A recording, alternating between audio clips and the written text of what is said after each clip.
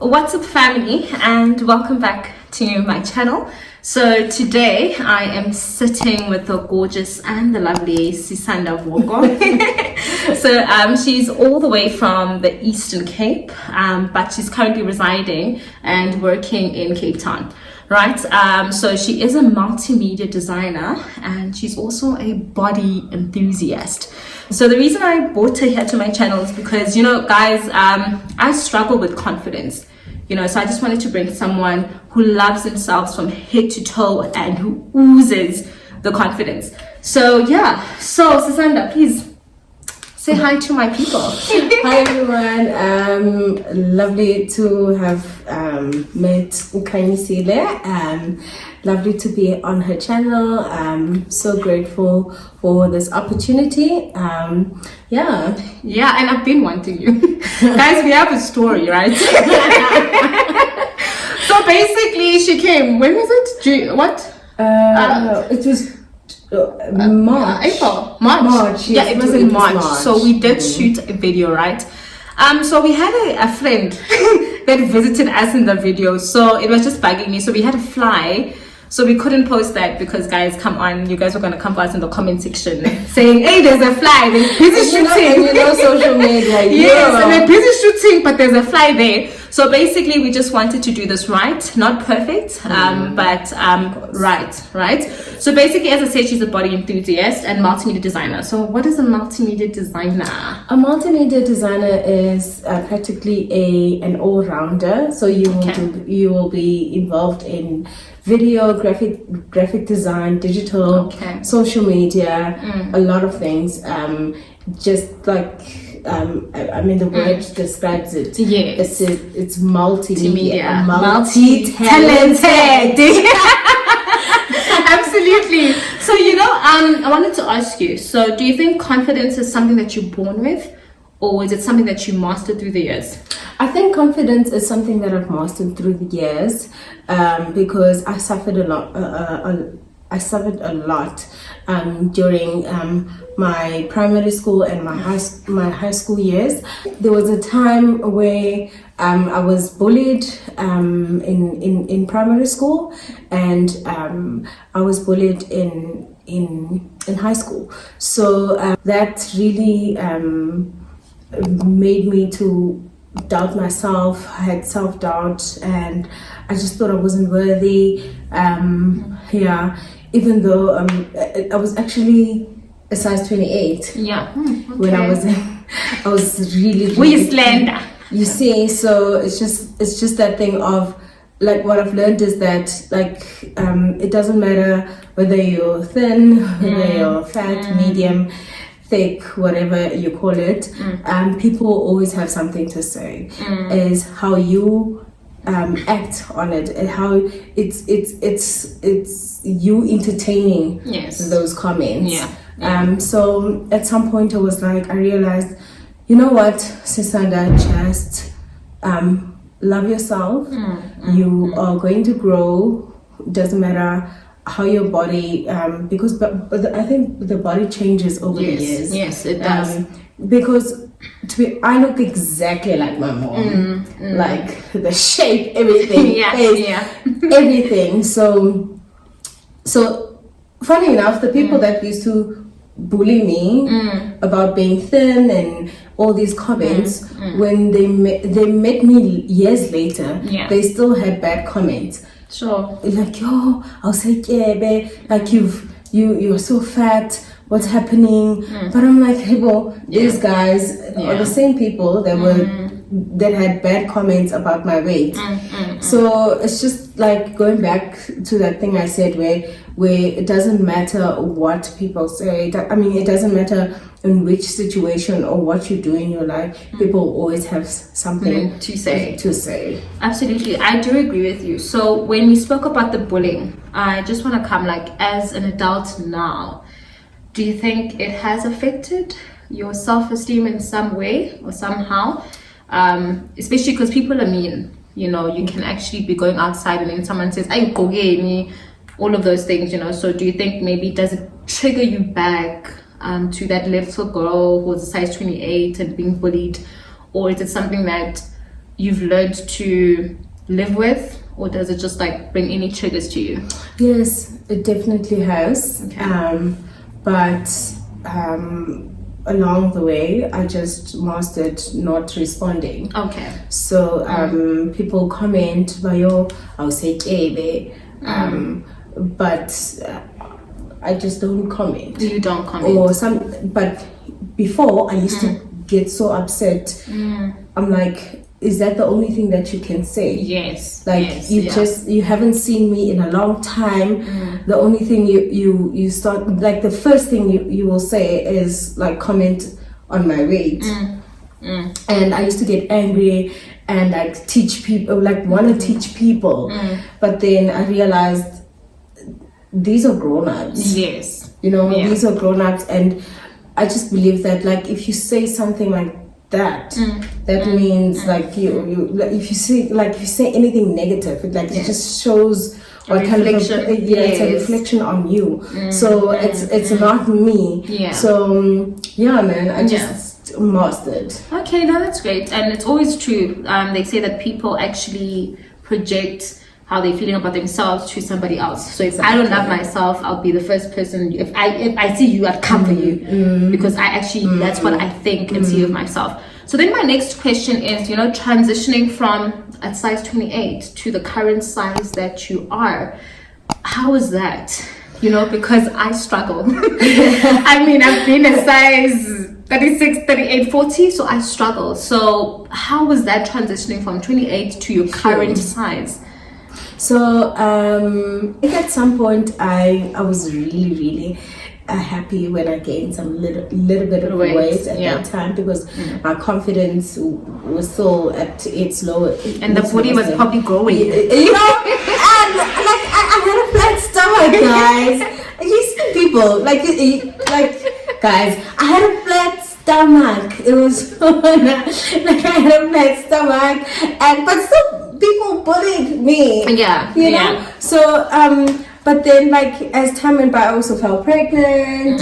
And after that, but even after my pregnancy, my body was still looking great. It's just like, I think it's things that you consume over the years, like the things you eat, your habits, like even like relationship, because I had gained so much weight when I was in a relationship. I was she was happy. Oh God, I was there. I was eating all the things, and yes, it was definitely because I lost weight. Sometimes when I look at my pictures from 2016 to 2020, like the weight gain. So after that, I lost, not because I was partially because I was probably stressing.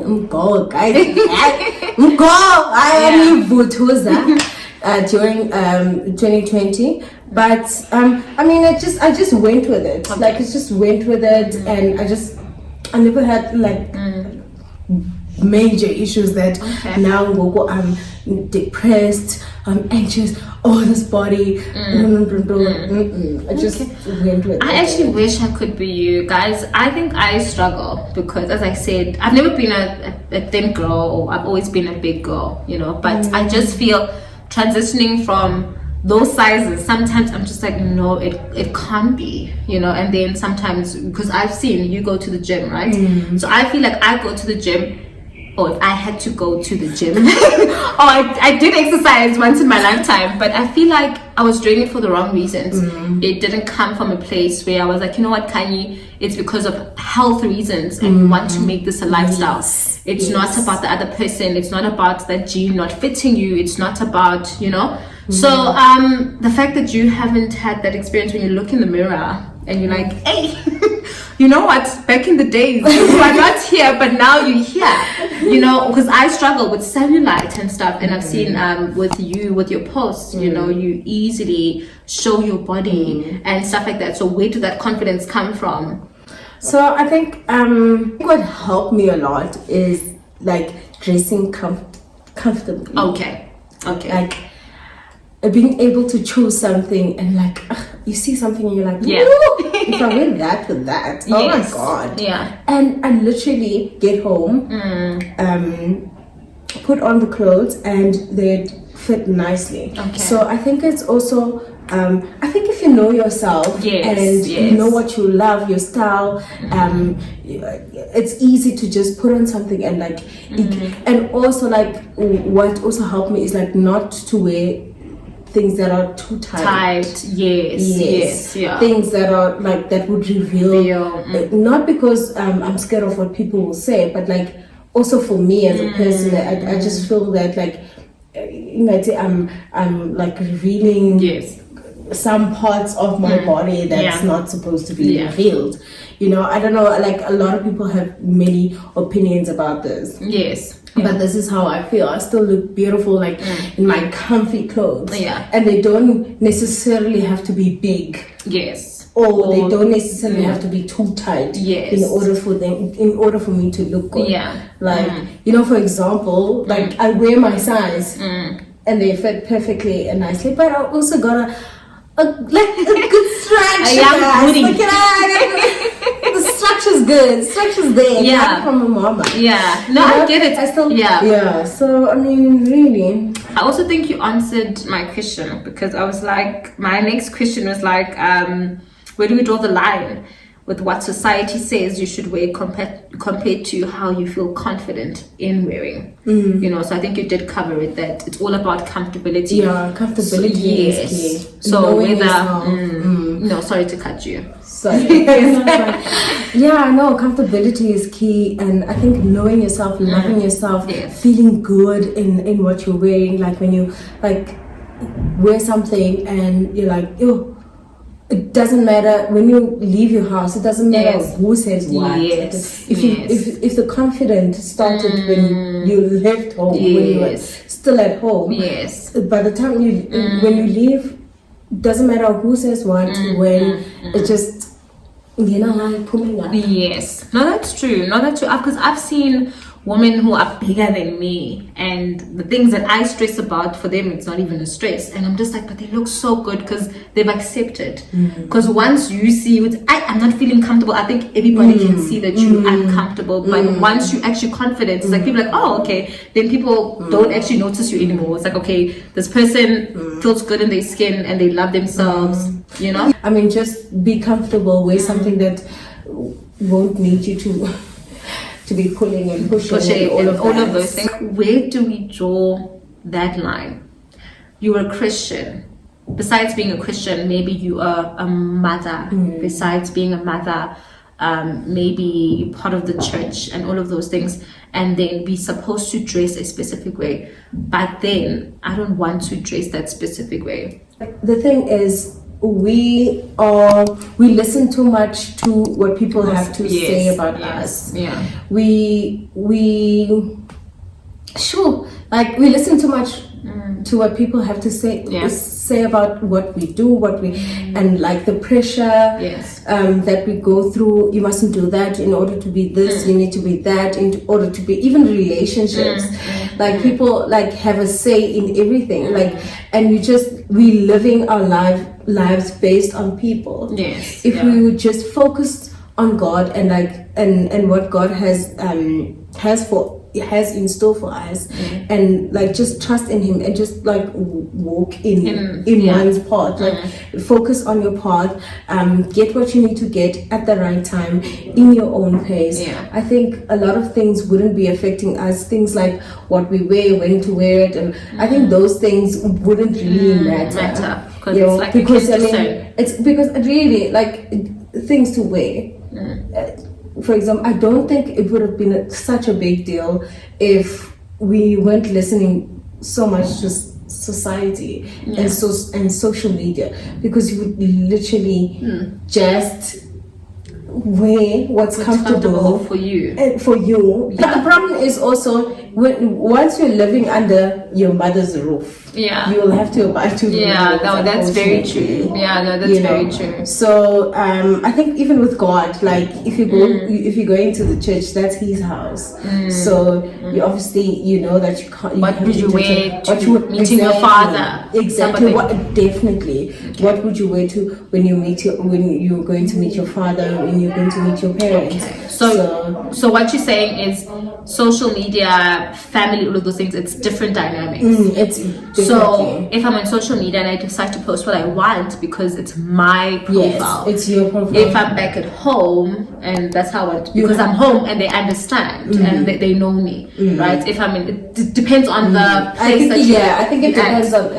It depends on where you're at. All right, no, I got my answer. I've been wanting. Finally, I got my answer. So, my next question is, which body part are you uncomfortable with? You know, when you look yourself in the mirror, you're like, hey, Yazini, I could do without you. 10 years ago, you were not here, but you're here now. We have to deal with you. And then you've learned to love yourself, and you've also learned to embrace. And you maybe might be working to change that body part and all of those things. But which body part are you unhappy with? It's definitely my it's the fupa. We call it the fupa. Yeah, the fupa. The fupa. I think we all have that problem. The fupa. That's why there's BBLs now, liposuction and stuff. Because I think we all have that problem. One day I'll afford it. Yes, one day. But yeah, it's the fupa. But funny enough, like it doesn't. It's not like I will go and cry about it. Yes. It's not like part of my body. Yeah. No, but on a serious note though, like it's not something like that's affecting me. It's my body. I've accepted it. Like I just dress nicely so that it's not hanging and you know, like even like my underwear, the underwear that I wear, I make sure that it's underwear that's it's gonna comfortable. hold it. You know, like your it's gonna make you look. You know, it's like, and for also for what I'm gonna wear on top of it, of my underwear. You know. So I have to ask you a question because personally, this is just me. I struggle with bra shopping. Number one, because my body fluctuates. So I could be at 38 and 40 tomorrow, depending. So usually when I lose weight, unfortunately my boobs also lose weight. So trust me. So I have bras, but I'm just like I'm not excited to let's go bra shopping, because I know if I decided to eat healthy today and maybe for the whole week I'm exercising, all of those things, my boobs are gonna be, they're gonna reduce, they're gonna be tiny and stuff. So also as a fully busted woman, don't bras just like maybe irritate you? I think, because you found the perfect bra size for you. Yeah, I think I found the perfect bra size and I found my perfect shop. Okay. All right. So I think if you can figure that out. Yeah. Another question. Okay, I think you've answered. So relationships. Does weight affect your relationship? Okay, and also let me just not also put into relationship wise. Let's also, because we're also working and stuff like that.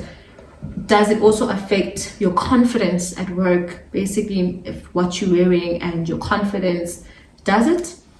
So it's relationship / work. Has it ever affected you? Okay, so in relationships, my previous relationship. So let's go out, and then now sorry to cut you. Let's go out, and then now we have to go on a trip, and then now you have to probably not get naked, but be in a swimsuit, and now it's another story, So has it ever affected you? I think in the beginning stages of a relationship, I would obviously hide. I think for me, it's being comfortable with that person. Okay. Yeah, I need to get comfortable with you, and I think also it's not even being about having a fupa or whatever. I think if I still had another body, I'd still be shy in the beginning. Just as I'm shy when I like meet someone new, or like even a friend, or like if I go to places, and then when the other person speaks, I start opening up and like being the bubbly person that I am. I think for me it's like being comfortable with the person to like like even like letting someone in like in the relationship, like to know my life. Like I'd first have to, I wouldn't just jump into it. So I think it's the same thing with my body as well. Okay. So also, since we are in relationships, have you ever dated someone who told you lose weight, or gain weight. You know, I don't like you like this. Now it's getting a bit too much. When I met you, you want this size. And have you ever, or has it always been smooth sailing? I think we allow that. I think we allow men to have these comments, because I think there was this guy that I never dated, but whilst we were in the talking stage, I used to talk about because I've actually never dated a guy that I deem as perfect. Yes, because nobody's perfect. You know, with a body and all of that. I've never dated that. I think my insecurities then started to kick in, actually. Yeah, I guess it comes and goes, but like I think 90% of it, like I am confident about myself, but like, you know, the devil will creep in. Yes, all the time. All the time. Are you sure about this thing of yours? Since we're almost done with the video, I just have one last question. So since you do love yourself and from head to toe, so what would you say to someone who doesn't love themselves and has lost their confidence? Cool. What a question. Interesting. I'd definitely tell them to start getting to know their bodies, start getting to know their soul, what their soul needs, what they like alone by themselves before they let anyone else enter into their lives. Just to know yourself, and again to touch on the thing where people always have things to say. So if you can master like blocking that, it's not easy to block it, it's not easy, you have to train yourself. And I think the more you become confident, the more you start loving yourself and doing the things that you love. You know, writing, you can even write on a journal what made you feel bad on the day, what made you feel happy.